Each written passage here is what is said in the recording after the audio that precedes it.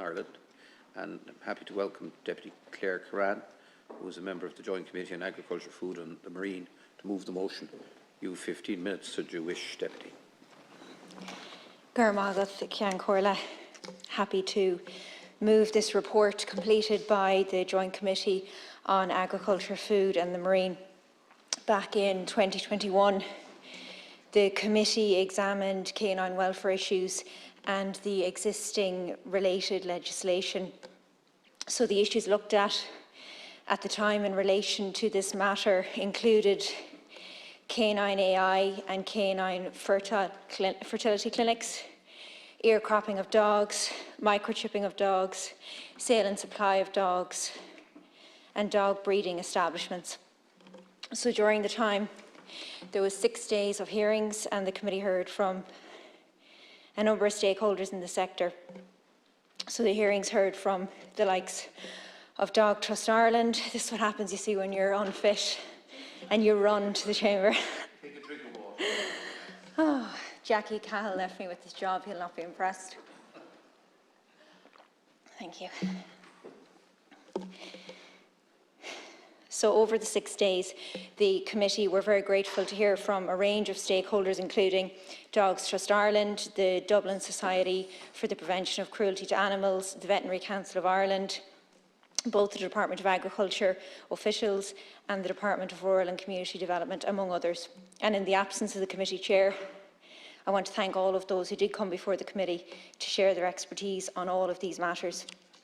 As a result of these hearings, the committee published a report with 13 observations and recommendations, and I think it's good that we're having the opportunity to discuss those recommendations here this evening. So, one of the main points raised by all of those that attended the hearings, and this was also a matter raised by committee members, is the fact that the 5 existing pieces of legislation that relate to canine welfare currently come under both the Department of Agriculture, the Department of Rural and Community Development and local authorities. And there does appear to be widespread acknowledgement and support that all policy and legislation should come under one department, and the committee has recommended that that committee be the Department of Agriculture, given that it is currently responsible for general animal welfare. And I think that is a recommendation that should be taken on board, and that can be done quite easily. One of the issues the committee looked at and heard from in particular was the issue of ear cropping of dogs. And the committee has recommended that there is a ban on owning dogs with cropped ears. The committee had noted there would be a requirement for a time of amnesty in relation to this, and also that there should be an information campaign that should be conducted by the Department of Agriculture to inform the public of the impact that this procedure actually has on dogs' well-being.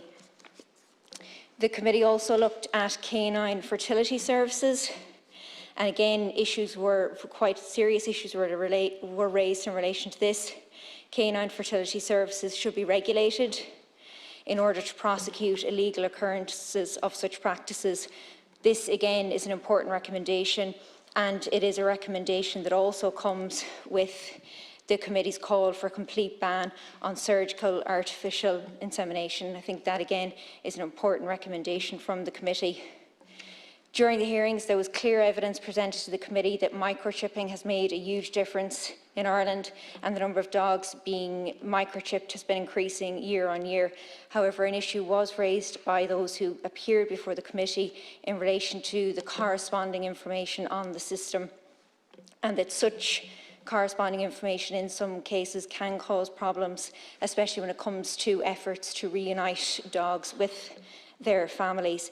So the committee had heard from a number of organisations in relation to this, and they have recommended that there is a need for standardisation of the quality of information that's being inputted into the microchip system, and that all relevant details need to be included. And the point was very much made too that in a lot of cases addresses are not full, and the addresses of the people or person who owns the dog is not being put in full, and we would encourage that full addresses are used, and where possible air codes as well, to make it as easy to identify the owners as is possible. In relation to microchipping as well, The point was made that there are currently 4 microchip databases in Ireland, and the committee has recommended that access to this information is collated and stored in one central online portal that will be held by the Department of Agriculture, and authorised officers and canine welfare organisations should be able to access that. Into the next recommendation in relation to the dog licensing system, that has been described by a number of people that came before the committee as utterly inadequate. We are asking that the government pass and that these houses work to pass the Animal Health and Welfare Dogs Bill 2022, which will address the issues that are there in relation to the current dog licensing system. In relation to advertisements and the sale of dogs in particular, the committee has recommended mandating all online platforms that sell dogs to incorporate a 2-step verification system in their advertisements, and also that an advertisement information campaign would be conducted so that people are better educated on how to spot a verified advertisement and what steps that you should take when you are purchasing a dog to ensure that you are purchasing a dog from a legitimate source. Local authorities are responsible for the operational oversight of the Dog Breeding Establishments Act 2010, and each local authority maintains their own register. The committee has looked at this, and we are recommending that all local authorities make their register of dog breeding establishments readily available online and accessible to the public. It was said that some local authorities do not have this database easily accessible through their website, and this was an issue that was of importance to those who appear before the committee. Again, it is a recommendation that can be very easily implemented by local authorities to make sure that everyone in the local authority has the database readily available and that those who need to can access it.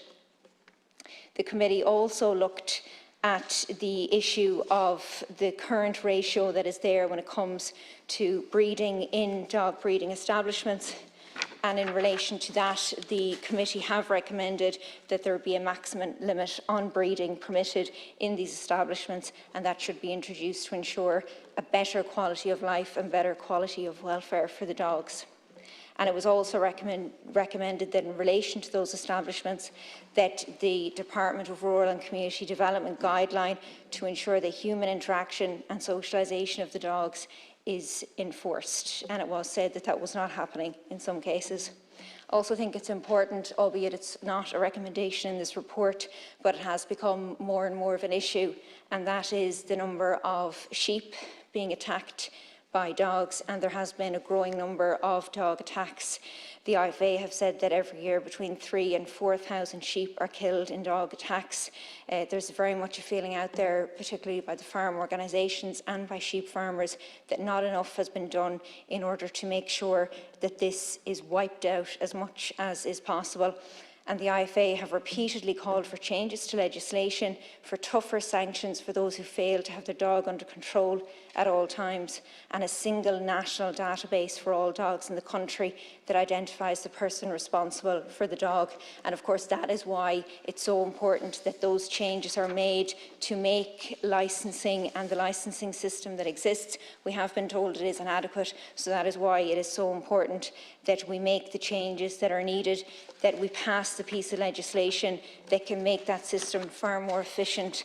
And the issue with dog attacks is one that will also seek to amend in as much as is possible, and that is the passing of the Animal Health and Welfare Dogs Bill. I understand that is currently in the Seanad, and I would ask that Government will consider moving that along an awful lot quicker than it has been to date. So the committee report has 13 recommendations and observations. I think everyone in the House will agree, especially if you have a dog at home. Dogs are a really important part of an awful lot of households and families in this country, and it is so important that their welfare is looked after, that the legislation that is there and that exists is enforced, and that we make sure that the welfare of animals and of dogs is to the fore when it comes to anyone in this country who owns a dog and is lucky enough to own a dog.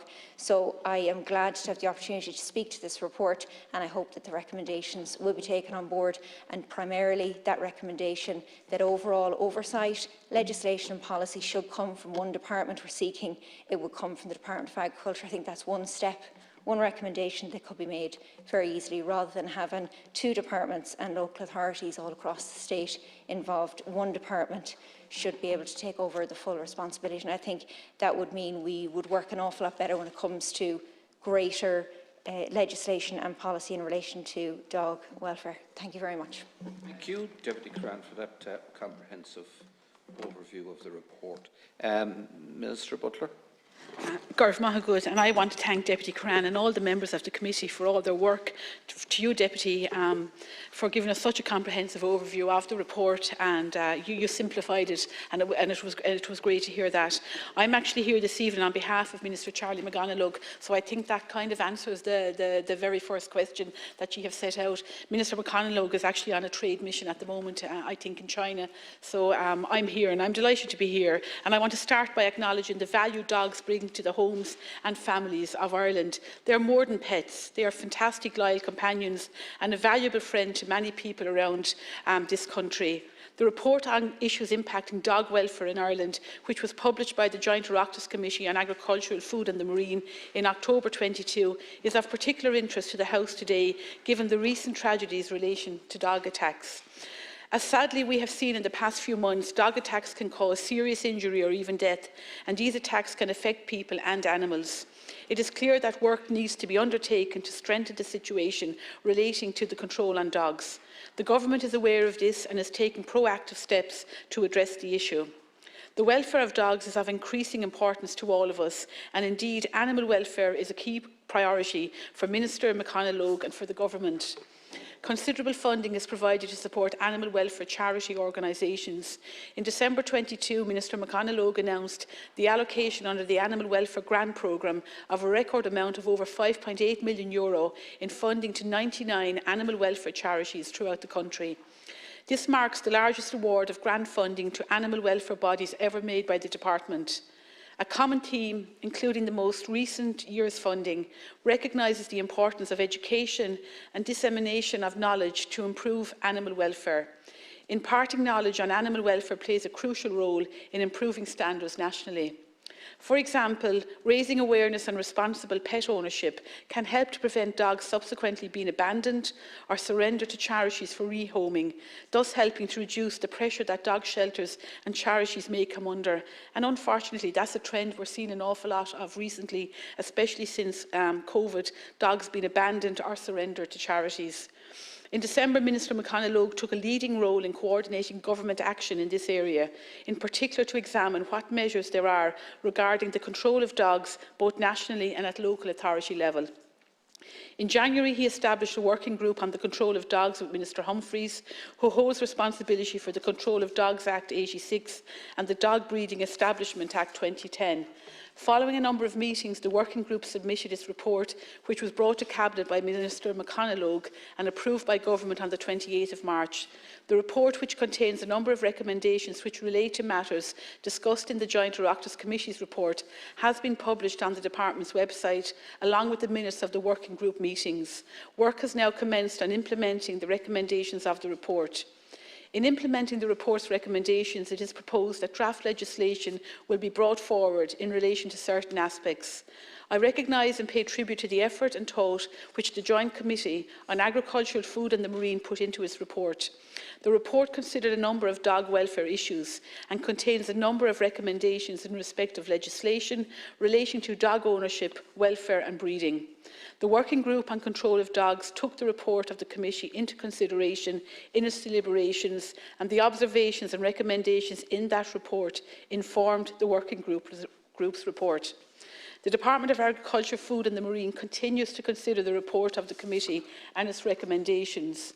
In early 2022, both the Department of Agriculture and the Department of Community and Rural Development launched a new awareness campaign highlighting the responsibilities of dog owners in relation to dog control and sheep worrying. 2 years ago, the Department of Agriculture, Food and the Marine launched Ireland's first national animal welfare strategy 21-25, titled Working Together for Animal Welfare.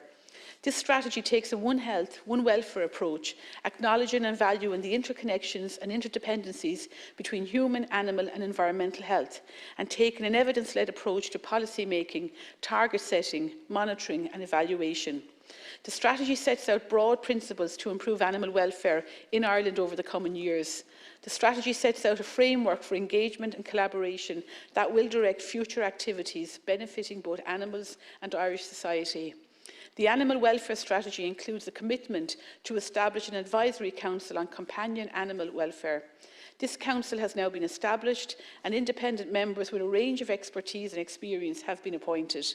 The council is operational with several meetings having taken place last year and this year.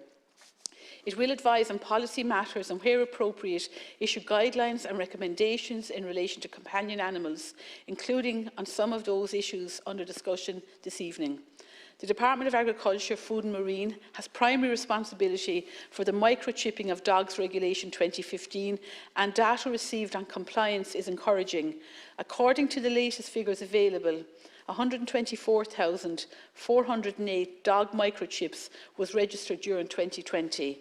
This represents a 24% increase on the total number of dog microchip registrations in 2019.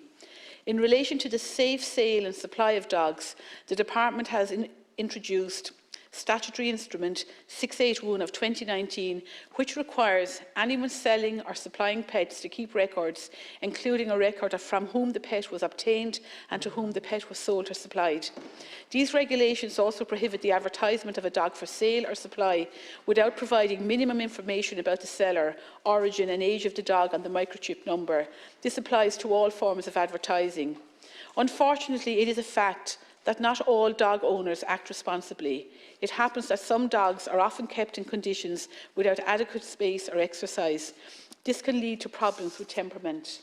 This can create a welfare problem for the dogs concerned, and also can create a risk to people and to other animals if the poor treatment and management of these dogs lead to aggression.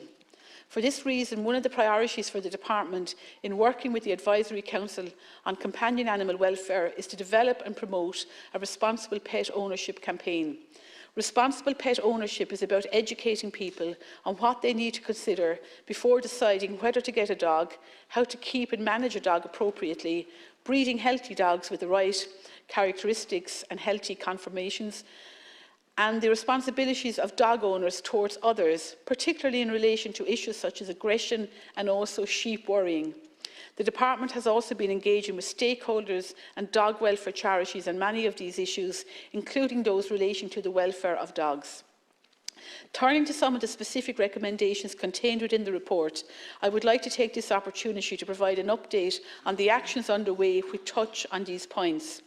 Regarding the ear cropping of dogs, this is a cruel practice which is prohibited under the 2013 Animal Health and Welfare Act.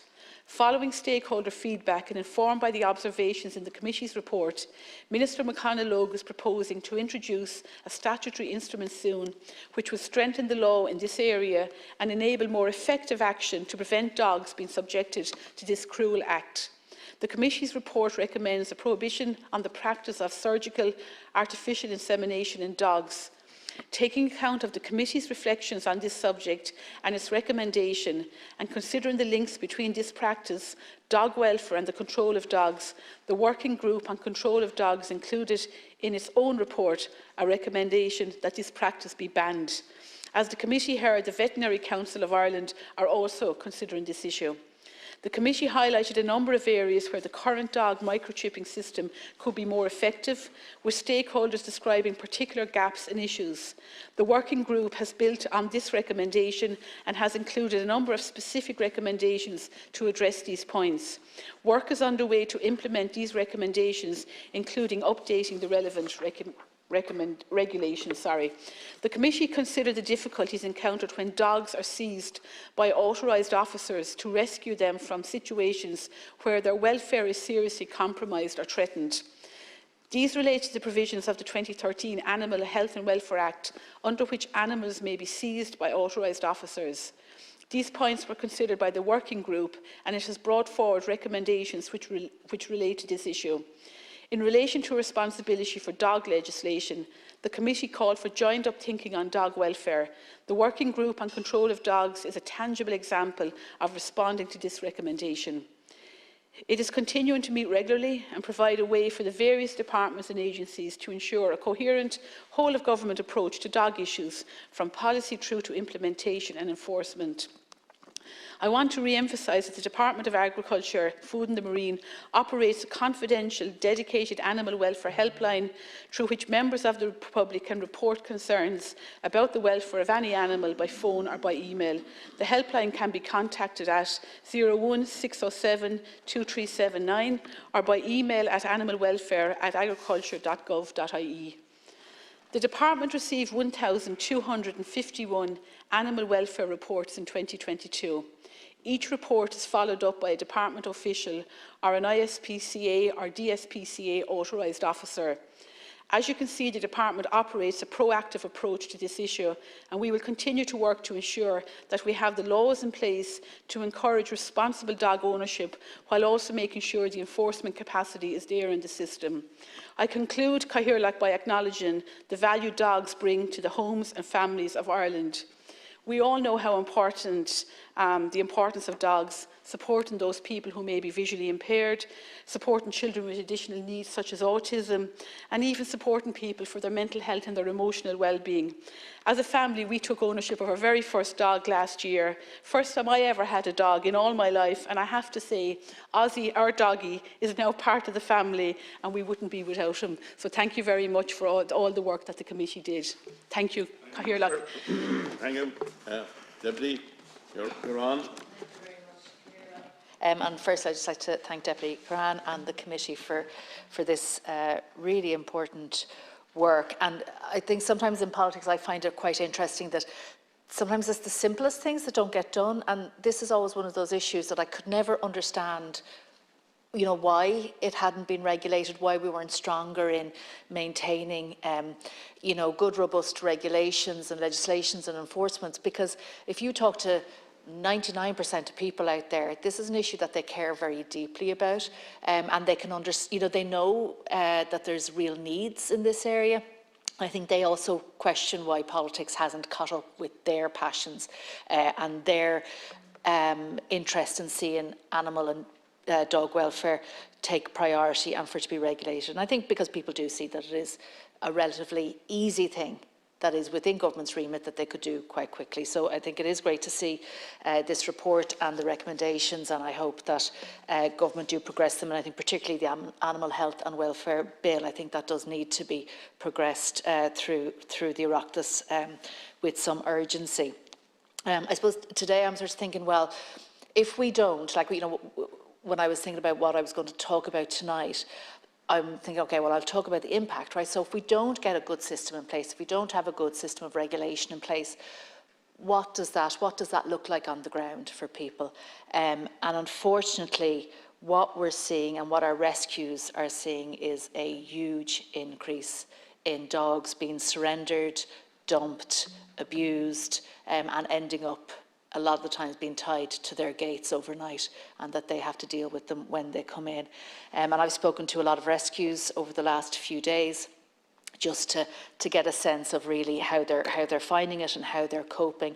And they are really at breaking point. I mean, they're completely overflowing with dogs. Some of them are at the point where they cannot take in any more dogs, and they're having to send dogs away, and they know what will end up happening to some of those dogs, you know. They are in a really, really difficult position. And the people who are engaged, the people who get involved in dog rescues, are people who have such passion and compassion in this area, and this really impacts them, and it impacts on their mental health, it impacts on their family lives, and it's just something that they believe so strongly in, and when you talk to them you can get that sense from them. And I think we're sort of here where we are at the moment because we're some people, and I'm not saying everybody, we have some very good breeders in this country, but we have a lot of, you know, breeders who either don't know what they're doing, or breeders who essentially just see dogs as a product, something from which to make a profit, and they don't see them as, you know, feeling, loving animals, you know, that we all sort of know and love. And that has meant, unfortunately, that we essentially have too many dogs in Ireland, and we haven't regulated the number of dogs that we have. So when I spoke to the rescues today, they were saying that they're getting dogs because of COVID. They're getting dogs because of mental health issues with people who perhaps you know, bought dogs over the last number of years and they no longer can cope with them.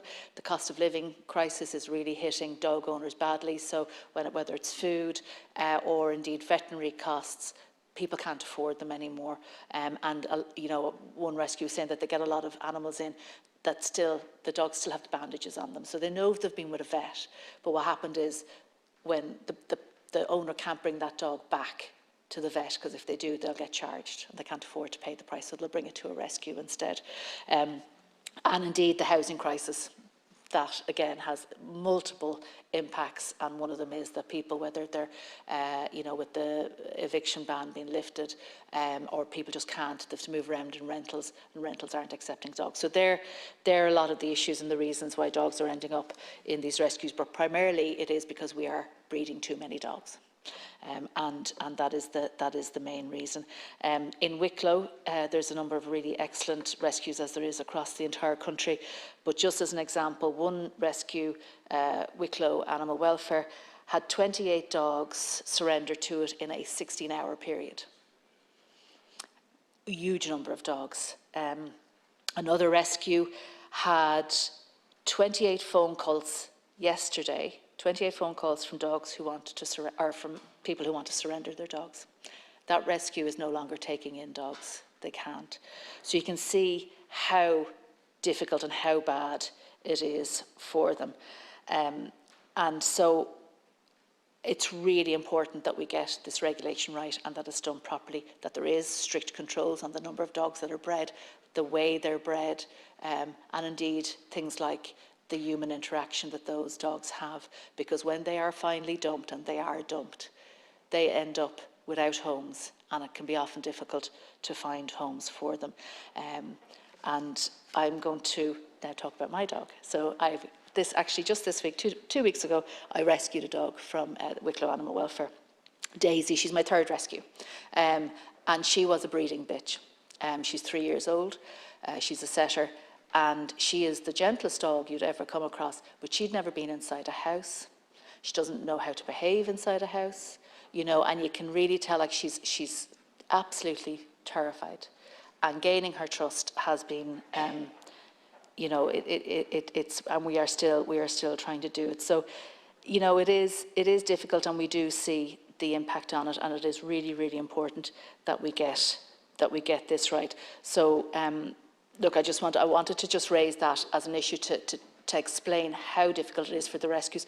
One thing I would ask that actually you pass on to Minister McConnell, look, I know some of the rescues that I was dealing with, they actually don't take grants, because my understanding is that if you take a grant, you have to have a policy whereby you will euthanize the dog within a certain period of time.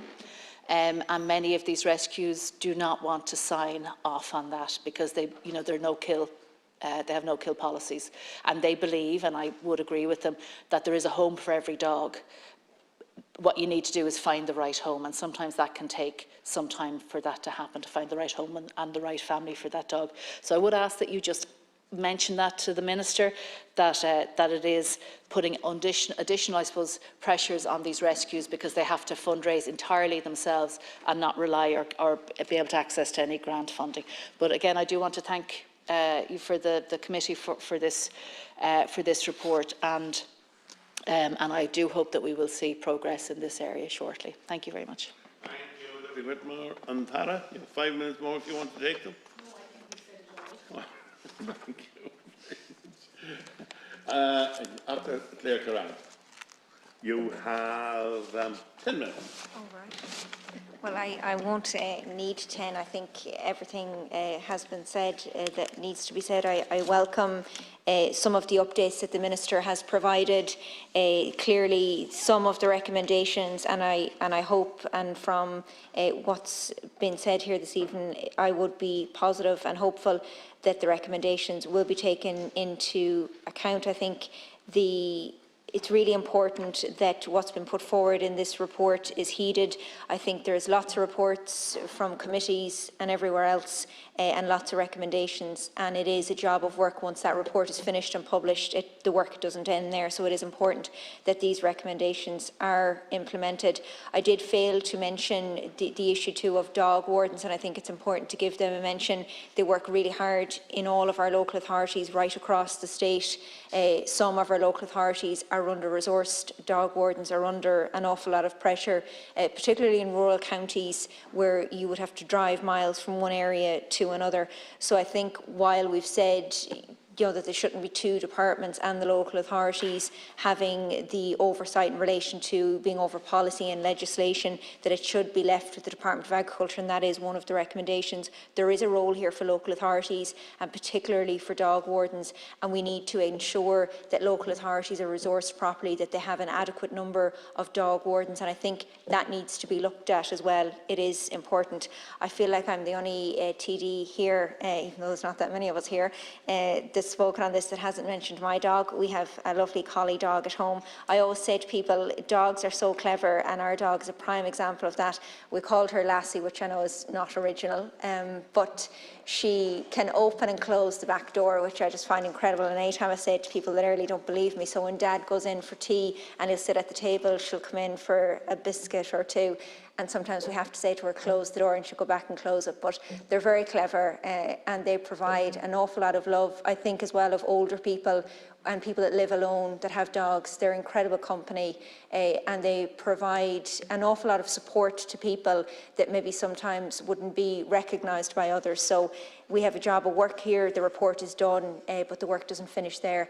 And I hope that together, because I think there is a lot of cross-party and a lot of support in the Chamber right across the board in relation to welfare, animal welfare, and in this case, dog welfare. So the recommendations are there. They need to be implemented, and I think it's fair to say we'll all work to make that happen.